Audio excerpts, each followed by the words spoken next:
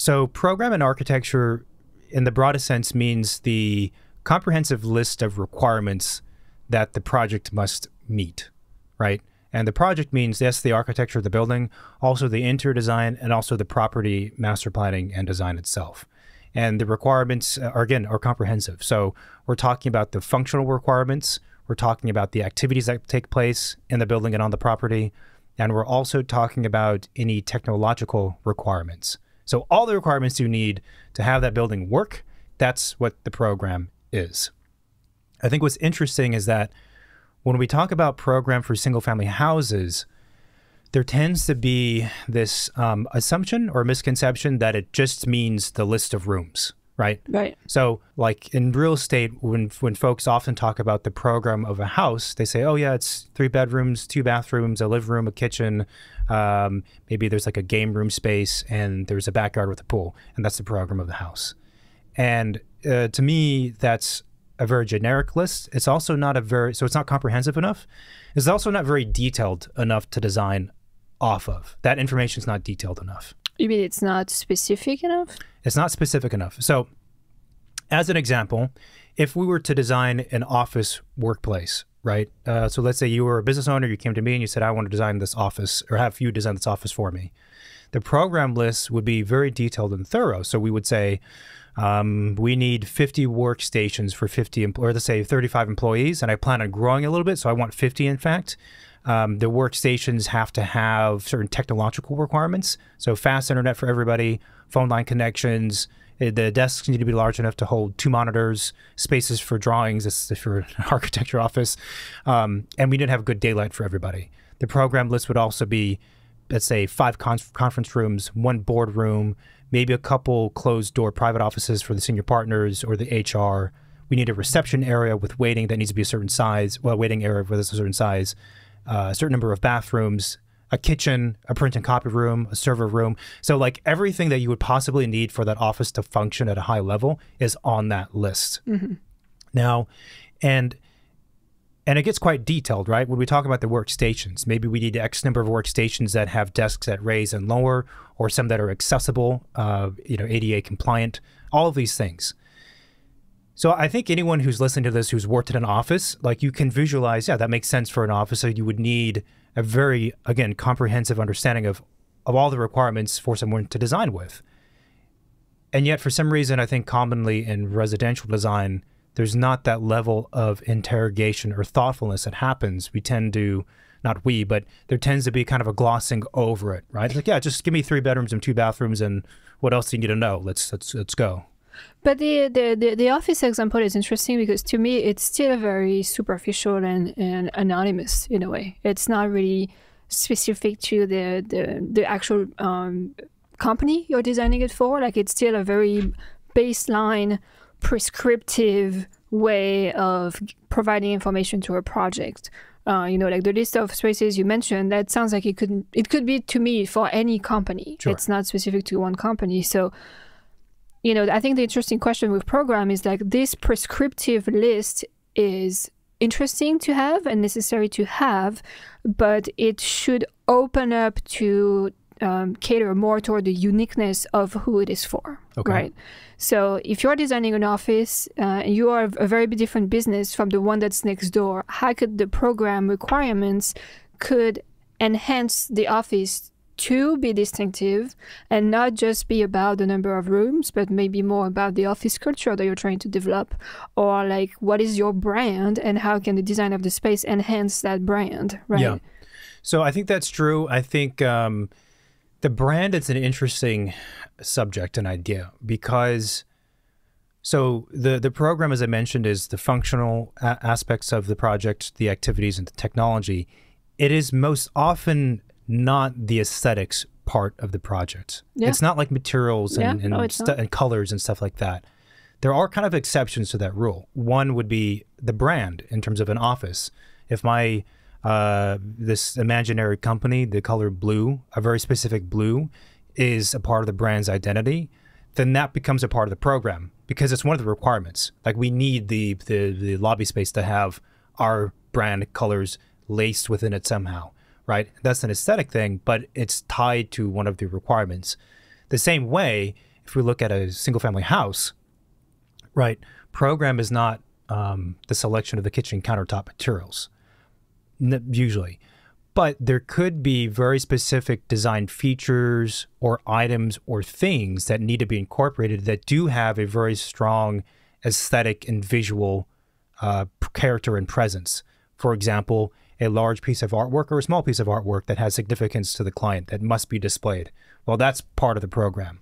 Or a client that has, I'm thinking about one who had an extensive black and white photography collection that was dispersed throughout the house. Like that is part of program that we need to know about from the very beginning. But yeah, I totally agree with that. What I meant with like the brand of an office, I didn't really mean in terms of like graphics and logos and colors, but more into maybe descriptive adjectives of what you want the space to feel like. Like you're designing an Etsy office. Well, maybe you want a maker space and you want collective common spaces to be more inclusive into exchange and collaboration. So it's not specific as to how many desks and what does the desk need to be by a window or in a dark corner. It's more like, I want to achieve this. I don't know how, but I know that I want this space to enhance and emphasize on those types of interaction. Yeah, and that brings about the question of how we determine the program list, which we'll talk about. I do want to, so one question we should address, which is, when does this program list happen? When do we develop it? Yeah, that was my question. Like, if I'm a client about to do a residential project, do I have to come to an architect with my program list? Or do I create that list with the architect? Like, how does it work? It's a good question. It's a little bit of both. When it gets developed, it starts at the very beginning, because it's the foundations of the project, as I said earlier, I think. So in a lot of cases, the clients for houses or for offices, for everything else, right, everyone likes to zoom forward and talk about very specific, oftentimes aesthetic choices that have nothing to do with brand that I mentioned earlier. Like if it's a house, I want these types of windows. I want to have that color. I want to have this material. And that's totally fine. Everyone has their wish list of things, for sure. But for an architect or designer, that's oftentimes not where we start. Those decisions are made much further down the line, and actually the program is what we start with. So again, as I said, when it's the foundation, I really meant that. So the first conversations we have with the client is about developing that program list, and only after we've developed it, or 90% of it, then do we actually start drawing. We don't start drawing anything until I have an understanding of all the requirements. And that makes total sense, That makes sense, because otherwise you're just kind of like starting on the assumption that that program has been validated.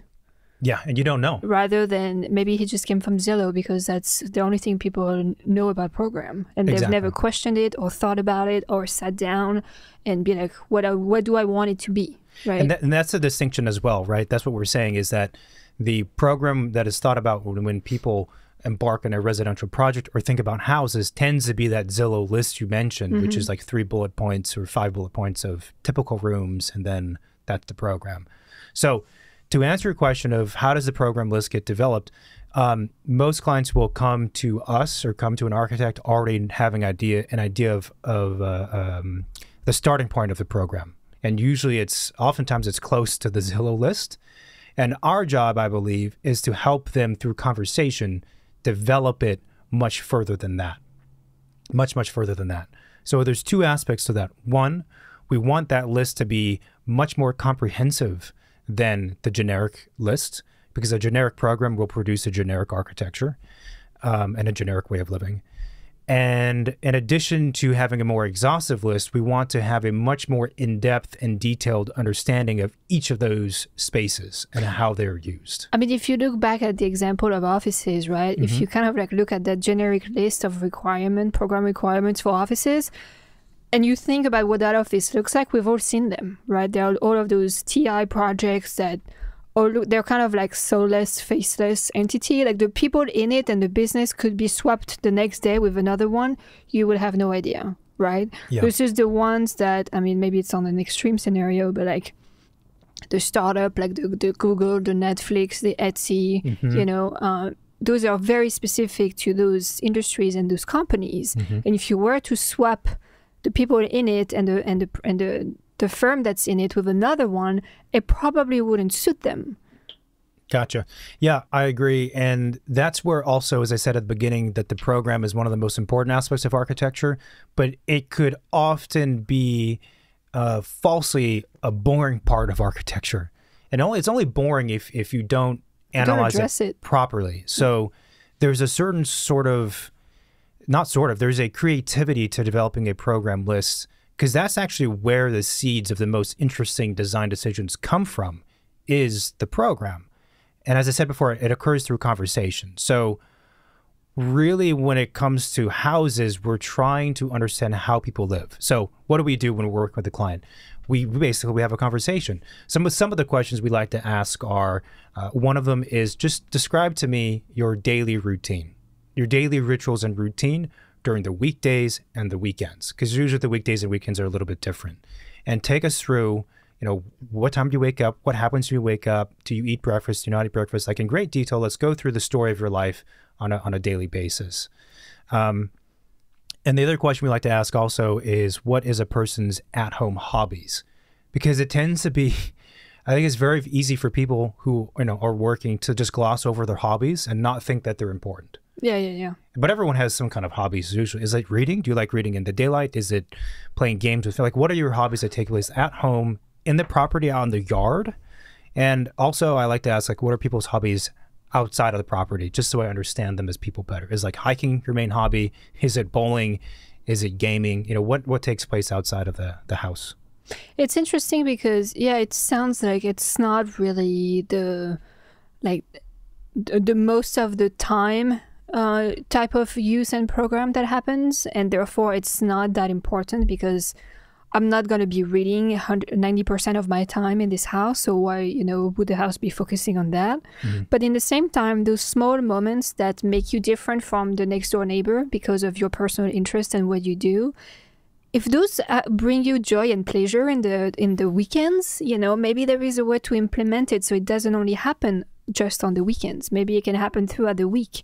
Maybe it could bring you even more joy because it's been actually carefully crafted and set in your house to take a more important place than what it was before. Yeah, and what's really fascinating is that through these conversations, sometimes it's one, but oftentimes it takes time to get to know someone. We start to, I used the word archaeological earlier, it's sort of like that, because you're unearthing interesting things about a human being, and you're slowly starting to realize the activities and things they do, which are important and they do on a regular basis, but they just don't recognize it. Yeah. So when we're developing the program list, it's not just about knowing all the stuff they do, it's about finding the hierarchy, right? Which things actually have immense value to them. And that value could be because they spend a lot of time doing it, or it could be that they don't spend a lot of time doing it, but it has an emotional impact and an emotional value that's very important to their mental health or whatever it might be. And so we're trying to unearth, right, and understand all of these things. And it's not uncommon for, in those conversations, the clients to realize, I do this thing every day. Actually, I enjoy it a lot, and I do this thing, but I don't really have a space for it. I'd like to have a space for it. So one of the examples that comes to mind is, a client, again, the first meeting, what's going into this house? Number of bedrooms, number of bathrooms, kitchen. I want the kitchen to face, have a window, kind of generic stuff. And we're talking, and we ask about hobbies. Oh, I do pottery. Oh, that's interesting. Do you do pottery at a studio? Do you go somewhere? Oh, no, I do pottery at home. Really? Okay. Do you have any photos of it? Well, these are actually really nice objects. How often do you do it? I do it very, very often. And, I'm not an artist, but I do little gallery showings, and I sell them and whatever. And I do this thing. Okay. Well, pottery now becomes a very important part of the program. And it turns out a very important part of that person's life that was, again, kind of subconsciously there. And so what happened in that is that originally the house was kind of conceived without a space for pottery because it wasn't thought about. Yeah. And then when we engaged with them and we brought up these questions, we said, well, we should have a space for this then. And so then we started to ask, what would be the requirements for a pottery studio in the house? Good daylight, enough space, this and that, whatever. And it turns out also that they have people over, and sometimes the people come over, they also like to look at what they've been working on and this kind of stuff. So we said, okay, the pottery studio was basically just it was a garage where you took over part of the garage. You had this corner where you're doing stuff, not good daylight, always problems. How about in the new house, we put the pottery studio more central, so it's a dignified space. Let's have it face an interior courtyard to get plenty of daylight. Having an interior courtyard in a house is also really cool. And let's have one, or I think it was two sides of this pottery studio be floor-to-ceiling glass. So lots of daylight, but also means that when you have people over, people get to see the things you're working on. It becomes sort of like almost like a miniature in-progress gallery that's going on. And that that led to a bunch of other design decisions that were really interesting. That would have never happened if we didn't bother to have a conversation to understand how a person, their hobbies and what their interests are and how they actually live.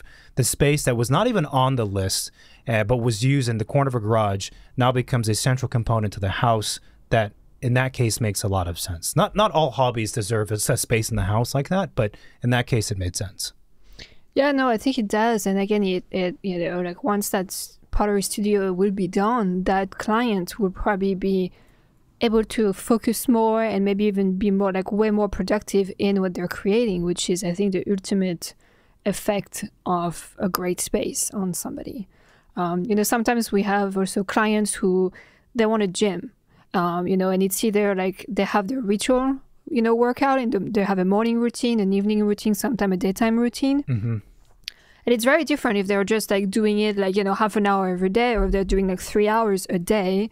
They bring on a private coach, or maybe they want it to be open to guests who are staying with them. So it's a kind of a shared space, or maybe they have their friends coming over and they do classes together. It's there is a million ways you can approach any space depending on how anyone, intends on using it and use it for. I guess in a way you could describe the approach as being a bit more scientific. Because the information we're looking for, again, is detailed and it's kind of quantifiable. And it's an interesting thing that when we get to certain spaces, there's this idea that we can just gloss over them because we all know what's going to happen in a backyard. And it's but no, we don't. We don't, right? But it's like watching a movie. You can have an horror movie being one way. You can have it a million different ways, right? There is a million ways you can create a gym space or a pottery studio or a living room or a kitchen. Mm-hmm. I mean, if you actually think about it as a movie you're designing, the possibilities are endless. I agree. Another question that we like to ask is whether or not people have, the clients have people over visiting, whether or not they host gatherings. And again, I think it's a good example of, you could easily ask that question, do you have folks over visit your house? Yes. Okay, great. Where do you gather? The kitchen. Okay, good. And then that's it. We're done with that conversation. Or how long are they staying? They're staying one night, they're staying 2 months, Exactly. But the conversation goes further. So in addition to asking whether or not they have people over and whether or not they gather in the kitchen, which everyone does, we also ask, okay, who's coming over? I don't even know their names, but what are their relationships, right? How long are they staying? And what is the nature of, what things do you do when you're there? And what's the nature of the gathering? Right. So not all gatherings are the same. Having, let's say, just your close family over that you host them once a week because they live nearby and you guys cook dinner together, that's one very specific thing. That's different from, I have my musician friends come over and we have jam sessions. Okay, that's also different. Versus I'm an important business person and I host a lot of business events at my house. So I have important work colleagues coming over for cocktails and things, and it's catered. Well, that's also extremely different from informal game night with your close family who lives down the street. And the numbers might be different too, right? You could be hosting 50 people if it's a kind of event like that. Or maybe you like hosting giant house parties or something. So getting an understanding of all these things, it makes an incredible difference when we're going to design. And that's where I think, really the program can become a design tool. Yeah. Rather than just constraints. By being prescriptive, you're constraining the possibilities, right? Mm-hmm. This is what I need, therefore I'm excluding everything else beyond that list. But if you think about the way we've been describing it, which is much more like, I'm just feeding you a lot of different spices to make your sauce here. And it's just a matter of like, what sauce are you going to make? We don't know, but we know those are the spices. Oh, you mean that we're getting the spices and we're going to create something with them. Yeah, I think that's true. And this gets to, so after we have the list of program, and sometimes we don't develop the full list from like day one, because again, it takes time to get to know somebody. So things evolve over time. But let's say we've established a list that we're pretty confident is a good starting point. What happens after that? I think one of the very common mistakes I see in young designers, for example, or let's say architecture students or in bad architecture projects, is you just take that list and you just shove it into the project and you throw on top of it an aesthetic and you're kind of done. And that's a checklist way of designing.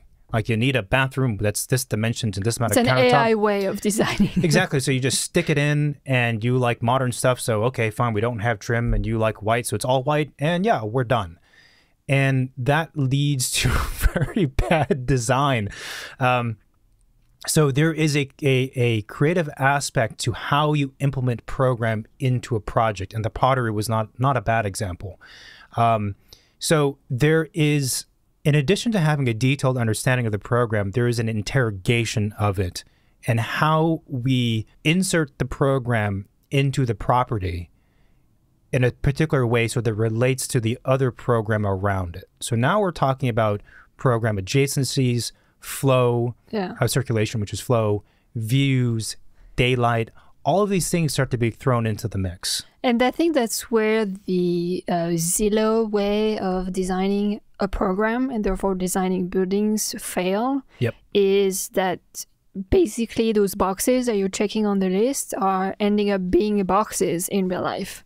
And completely ignore the relationship between the spaces and around those spaces, which is really when design starts to emerge, and that's what architecture is about. Yeah, we're trying to find synergy between the ingredients, as you put it. I don't really cook, so I can't come up with a great analogy, but it's sort of like you have a list of ingredients and you just decide, I'm going to take 1 tablespoon of all the ingredients and just throw it into a bucket. Or like you go to get an omakase, like sushi, right? There is certain things you eat in a certain order because your palate would retain some of the previous flavors and would get prepared for the next ones to come. Or you have to cleanse between the two to really fully enjoy the last one. It's what architecture is. Yeah. Instead of a buffet style, just have anything in whatever order. Well, that's the thing. Zillow is the buffet style. Kind of. You can have dessert to start, but you might throw up halfway through. So once you have that list that's kind of like established, after like those few conversations, then what happens?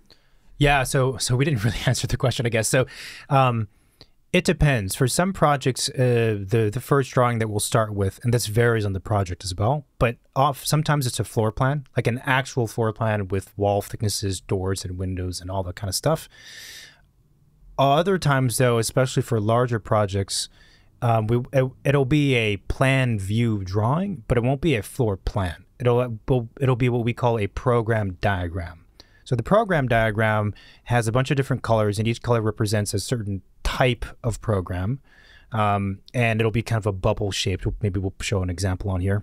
So it's not a floor plan in the sense we're not getting so detailed in terms of like how wide is this door and where's this door located.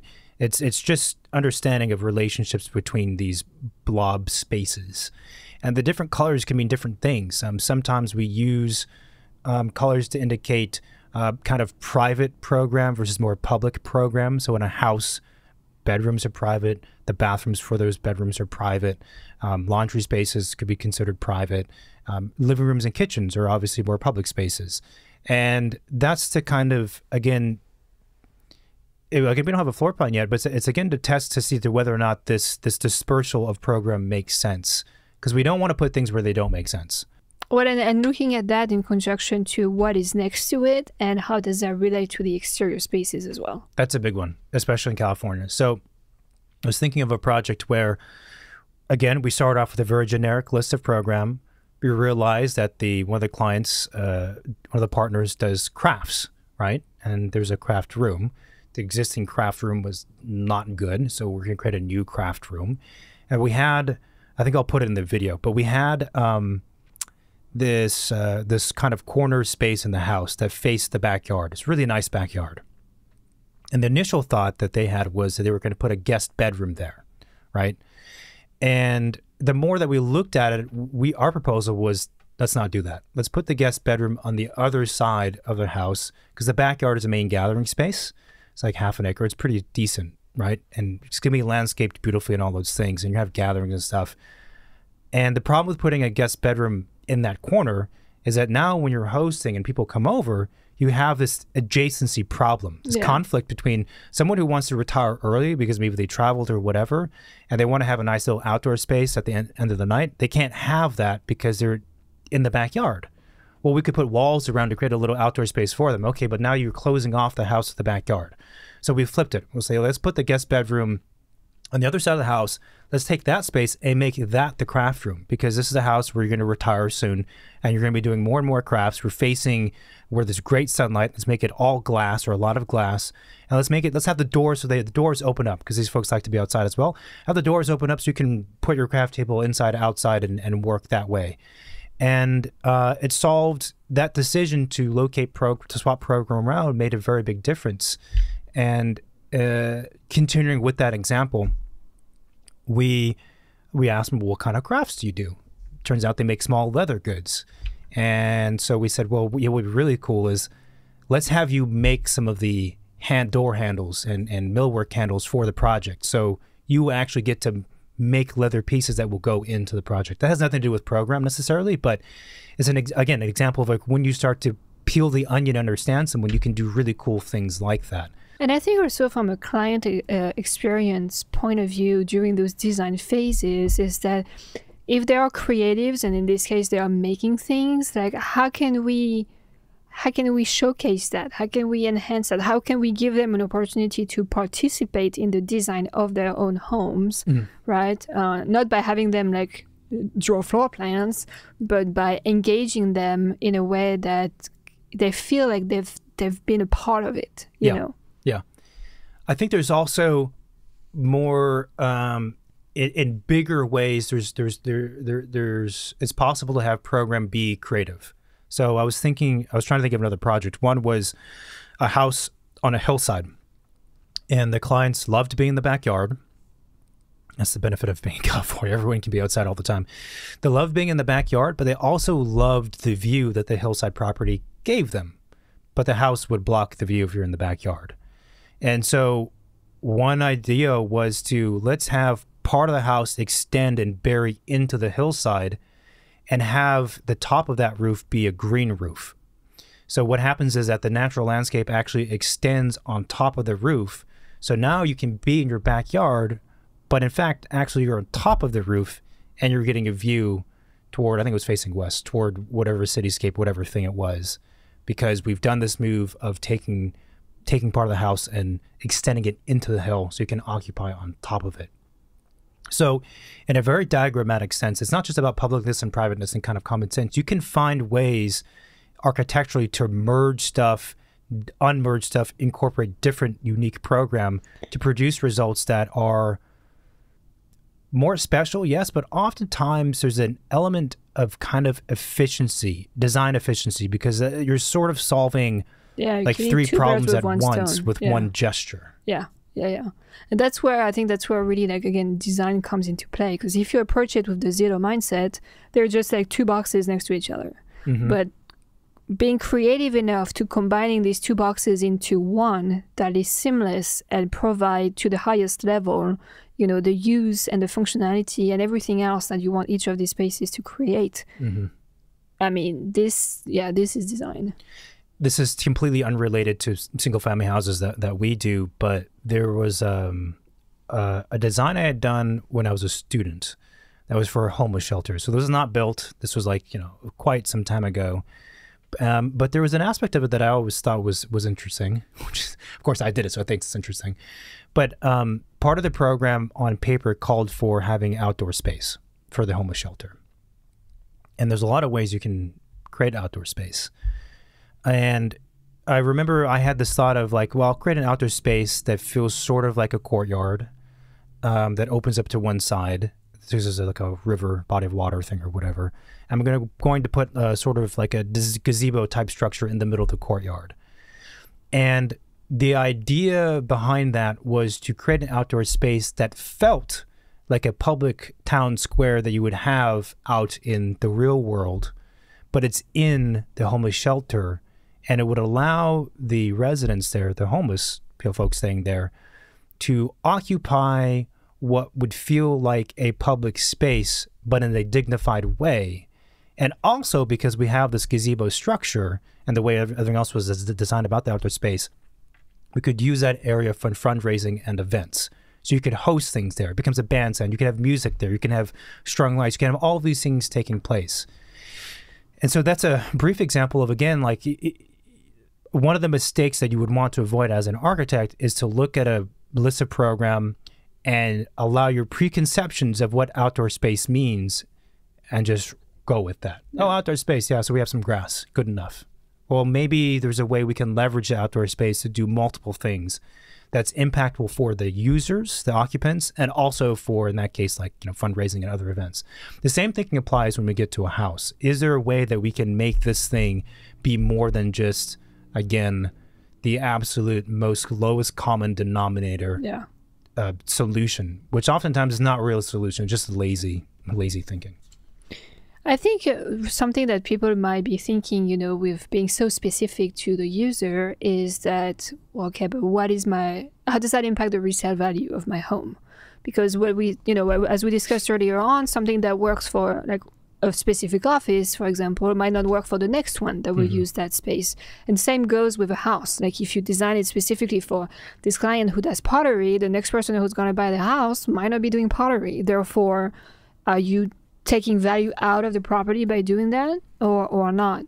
I think, again, if that is a concern, and if you know that you're going to sell your house in 15 years because you want to retire in the south of France, then thinking about how can that space be transformed then to accommodate, in this case, like a specific market of buyers, that's a legitimate concern to have. And I think if you're smart enough in designing a house, you can make it happen easily enough that, they could try and sell it with the pottery studio, or they could turn it back into a home office or something else. And then the concern is lifted.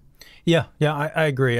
My first response is that it really depends on how long you plan on living there. Yeah. If it's a long-term home, I think too many people worry about like this market, which will change dramatically in the places that we practice most often in 10 years anyway. And I think too many people, they worry too much about that in the sense that they end up living in something that's not actually fit for them. And it's just a waste. Like, don't do that. Just if you have the finances, if you're fortunate enough to have the finances, you've worked hard to have the money to create something that you're going to live in and experience, then just make it what it should be for you. So that's my first position. But I think also it also ultimately contributes to the properties on the market to be extremely vanilla and soulless. And I can't imagine that a lot of people are excited to buy any of these homes because they're not unique, they're not interesting. And I think if you have one space, that's amazing, even if it's used for something else. Like, it just makes the house more special. Yeah, I do like your idea and your proposal of there's ways to do small modifications to make it fit that eventual desirable market outcome. Yeah. And that's something we've done before. We've done before, and it's not difficult. I mean, you do want to be mindful. Like some certain construction tasks are more expensive and take more time, and others take less time and money. So if we can create a house that has spaces that are very unique, but they can be easily converted into another bedroom or just staged that way, then that's good enough. Yeah. And whatever amount of money it will cost to make that conversion of putting up a few studs and some drywall and a door will be worth having 10 years of a house that you love and enjoy. Absolutely. I was also trying to think of examples of more inventive program that takes place in larger scale projects or projects that aren't houses. Yeah, I was thinking about that too. I think there is one for me that stands out quite a bit, and that's a project I've done with two of my school friends. It was a group project. The site was pretty incredible. It was sand dunes along the central coast of California, and it's actually, I think, a historical site or a protected site, right? So the brief was like, build a shelter or something for people visiting this area in a way that kind of like preserves the site, but also engages with it. And the interesting thing that we did is that instead of just starting with like, okay, well, we need a place for them to sleep, a place for them to eat, and a place for them to shower, we're like, well, let's go and kind of experiment and get a feeling for what the site is like. So we actually spent the whole day on the sand, on the dunes, like running around and doing like photography experiment, playing with the wind and doing like a series of photos. We collected, objects and things that we found on the dunes. Stealing from the dunes. Which I don't think we were supposed to. But, like pieces of wood that have been like worn because of the wind and the sand and had some, certain textures and colors, right? And just kind of understand it. It's interesting because to me, like there is the human program that comes with a project, like what does the occupant needs and wants, and then there is like what does the site or the house we're remodeling needs and wants, because I think that's also any property comes with its own embodied program, that I think is sometimes overlooked or dismissed. And it's often where you found like the most unique and the most basic sometimes, but the most unique and the most natural kind of DNA that you want the project to be. Yeah. So that was very important for us to kind of like go spend the day there and understand like what does the building wants to be. And our response to this brief was that we wanted the building to change and evolve as the wind and the level of the sand was changing throughout the day. So it was not for us to just plop a structure and have it being forced onto the site, but rather have the grade around the building to change.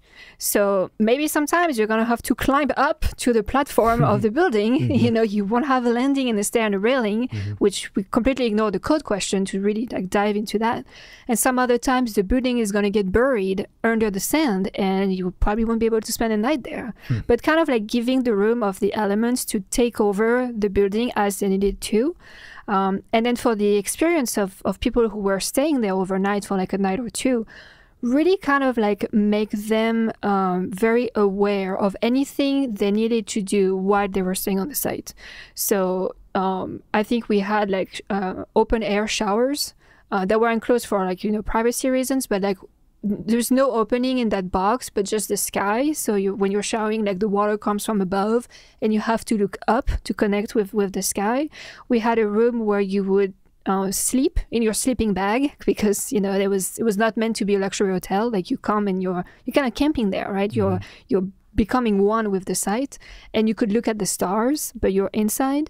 Another space that was more about kind of observing the level of the sand changing throughout the day. So you had basically a piece of glass against the sand level, so you can kind of see like the lives that happen. Like if you think about it, just reminds me of like kids and kids experiment. The way you look at things as a kid, you're very curious and you want to learn and you want to like you just want to try stuff out. And if we could create that with a building for more of an adult level of playground, and that was a very beautiful project. I think that was one of my favorite projects because it really questioned like what does a shelter needs to be.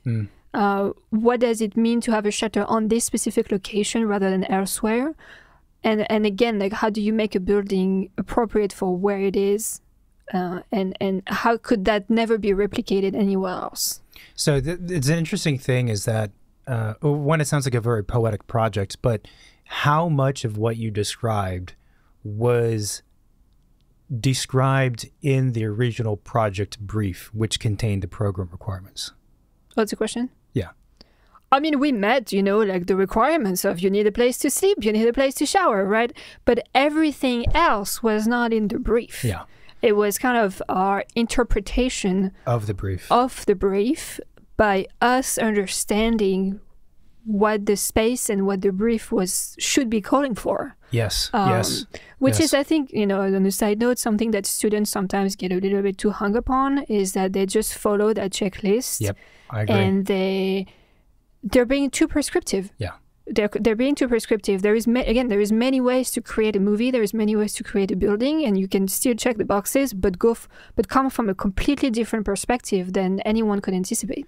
I think that's one of the challenges and interesting things about what we do is that it is very easy for someone to look at a long program list, especially when the program list gets long and there's a lot of requirements, to look at that 100, line item list and just be like, I got to fit all this stuff in here, and this room has to be 15 by 15, that one's 20 by 20, box. Okay, it all fits good. Now, what does it look like? Well, just make it all white and modern, like I was saying before. Yeah. And that's that doesn't produce anything in the end. And the floor plan of that project actually was pretty interesting because it's basically two planes floating above each other like a ground and a roof, right? With spaces, like you could say, like not boxes, but kind of enclosed spaces that were punctuating that plane. Mm-hmm. So everything was outside. Like once you went from like one space to the other, you were outside in the elements. You were not into like a hallway or like an indoor conditioned space. Again, it was really to engage, people in how they used it.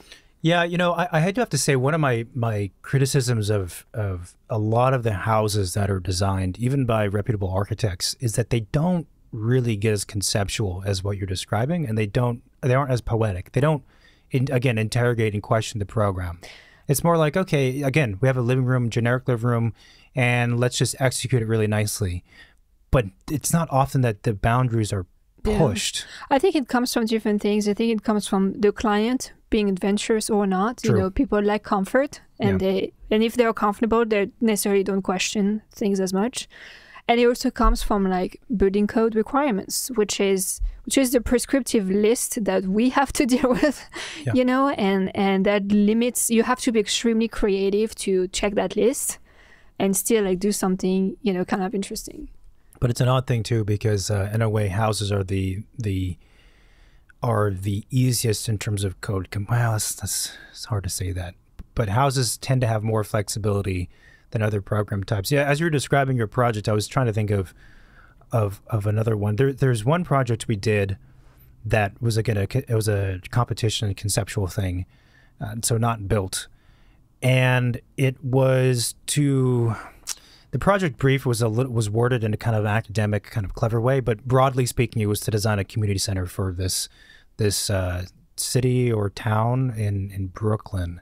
The neighborhood was called Gowanus, and in Gowanus, it's a great name. In Gowanus, there's this body of water. It's a canal, which I think is the most polluted canal in the history of the United States.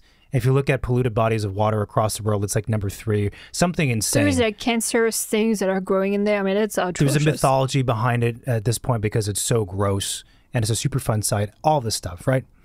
And one of the program requirements of this, call it community center, was to have classrooms. And the general goal of the community center was to provide functional spaces that the community needed, but also kind of like raise awareness about the canal, which is at the heart of the neighborhood. It's also an interesting thing when you have a canal at the heart of a neighborhood and it's that polluted because it bifurcates the neighborhood in half. But then you kind of want to stay away more than engage with it too. Exactly.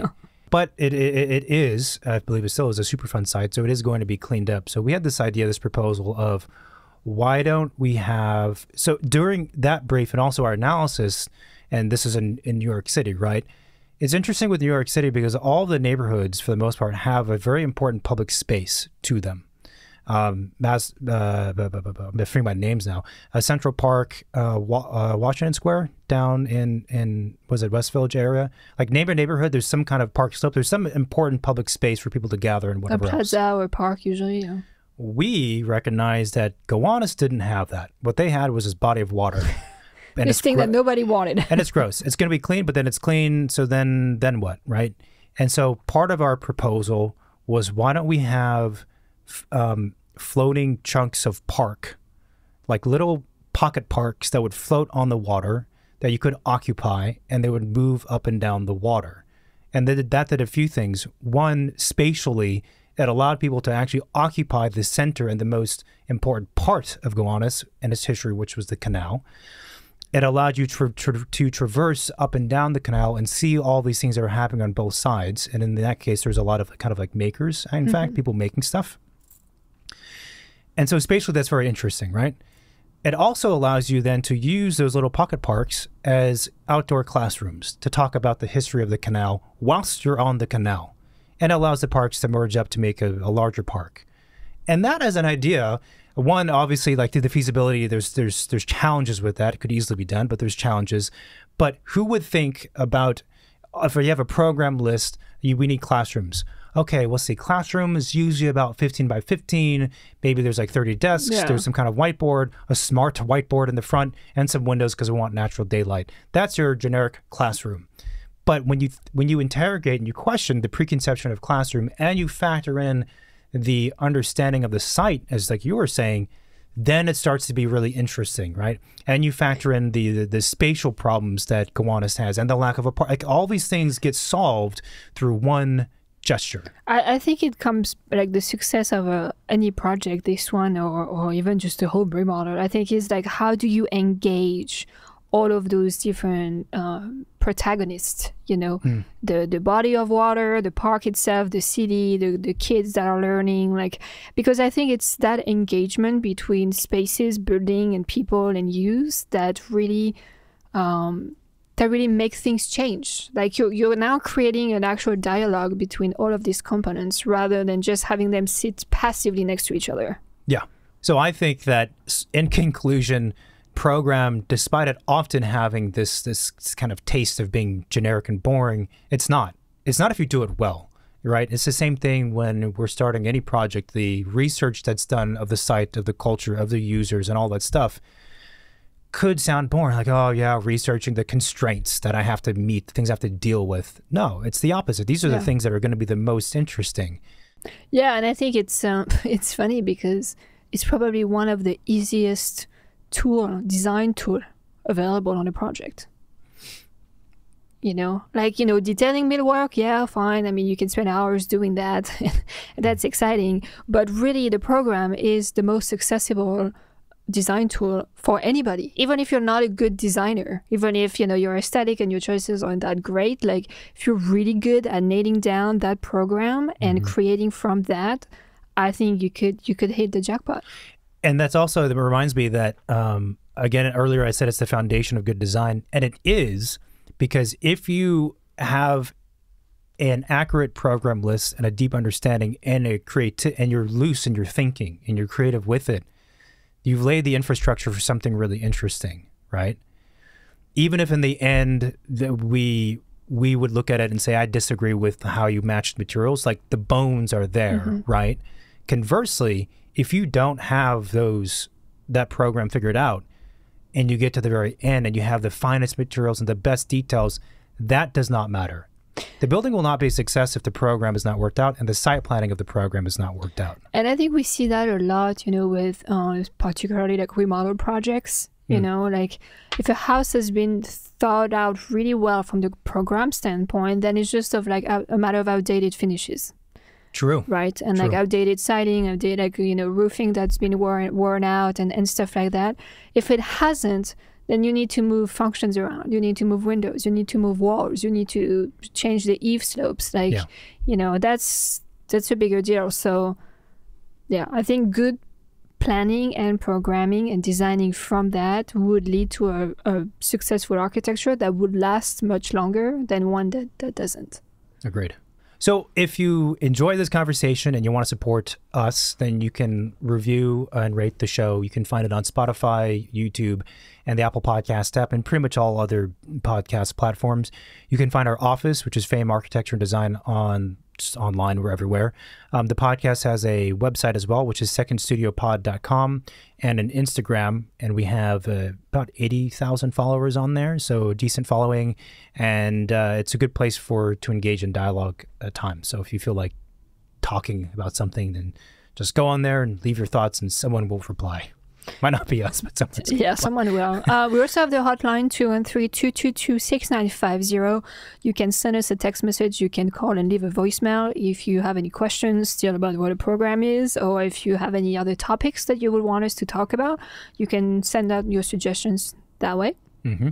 And we have a lot more coming up. So please subscribe, stay tuned, follow us, share along if you feel like these types of recordings could be helpful to anyone you know. I mean, our goal is really to help people as much as we can.